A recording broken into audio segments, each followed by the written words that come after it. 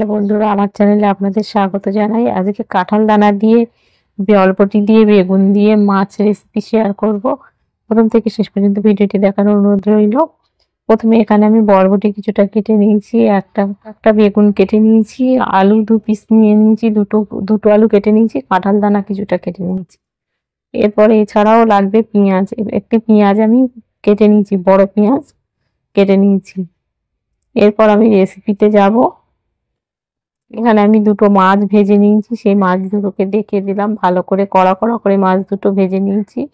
রান্নার রেসিপিটা যাতে লং না হয়ে যায় তার জন্য আমি মাছটা ভাজাটা অফ ক্যামেরায় ভেজে নিয়েছি।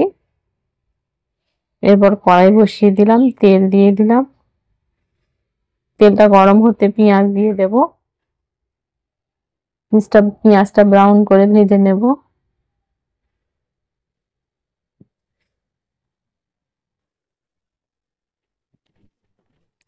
পেঁয়াজটা ব্রাউন করে ভেজে ভেজে নিয়ে তারপরে অন্য মশলাগুলো অ্যাড করব।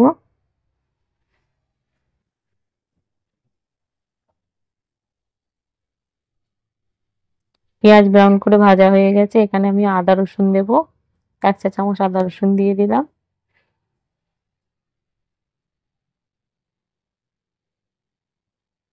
হলুদ দিয়ে দিলাম 1/2 চা চামচ। আমি খুব কম মশলায় রান্না করি, তার জন্য আমি কম মশলা দিচ্ছি। লবণ পরিমাণ মতো দিয়ে দিলাম।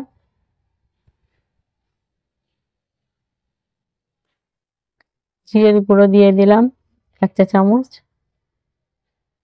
ধনিয়া গুঁড়ো 1 চা চামচ দিয়ে দিলাম। এবার মশলাটাকে ভালো করে কষিয়ে নেব। লঙ্কা গুঁড়ো দিয়ে দিলাম 1 চামচ, ছোট চামচে। এবার কাঁঠাল দানাটা দিয়ে দিলাম। সরি, কাঁঠাল দানাতে চামচটা থেকে গেছিল, ওই জন্য চামচটা পড়ে গেছিল। কাঁঠাল দানাটা কষিয়ে নিলাম। কষিয়ে নেওয়ার পরে বরবটি দিয়ে বরবটিটা কিছুক্ষণ কষিয়ে নেব। এইভাবে রাঁধলে চেটে পুটে খাবে সবাই। কাঁঠাল দানা পছন্দ করেন যারা, তারা এইভাবে রান্না করে খেয়ে দেখবেন একবার। আলু দিয়ে দিলাম, আলু দিয়ে কষাতে থাকলাম। ঢাকনা চাপা দিয়ে কিছুক্ষণ হতে দিলাম।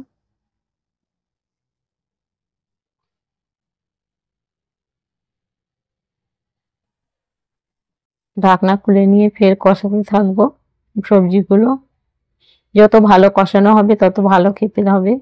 বেগুনটা দিয়ে দিলাম, বেগুনটা শেষের দিকে দেবেন। বেগুনটা দিয়ে কষিয়ে কিছুক্ষণ এবার জল দিয়ে দিলাম, কষানোর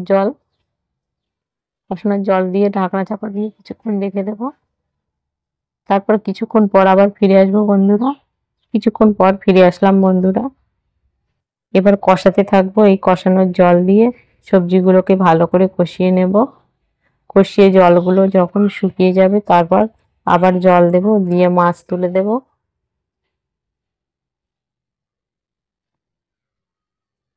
এভাবে রান্না করে একবার হলেও খেয়ে দেখবেন এবং আমার কমেন্টে জানাতে ভুলবেন না। এই রেসিপি সম্পর্কে কোনো কিছু জানার থাকলে আমাকে কমেন্টে জানাতে ভুলবেন না।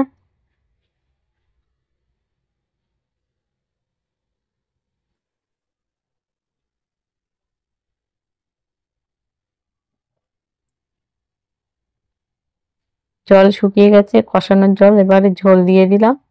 ঝোল দিয়ে ফুটতে দেব ঢাকনা চাপা দিয়ে। ফুটতে দিয়ে ফুটে উঠলে মাছ দিয়ে দেব।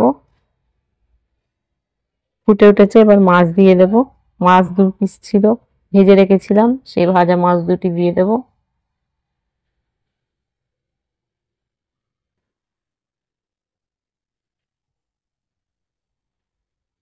কাঁঠাল দানার তরকারি এইভাবে রান্না করে খেয়ে দেখবেন, কত সুন্দর লাগে খেতে। বন্ধুরা, কিছুক্ষণ পর আবার ফিরে আসবো আমরা। কিছুক্ষণ পর ফিরে আসলাম। দেখুন, আমার রেসিপি প্রায় কমপ্লিট পরিবেশনের জন্য। আমার রেসিপি পরিবেশনের জন্য কমপ্লিট। তো এইভাবে খুব সহজেই বাড়িতে বানিয়ে নিতে পারবেন কাঁঠাল দানার তরকারি।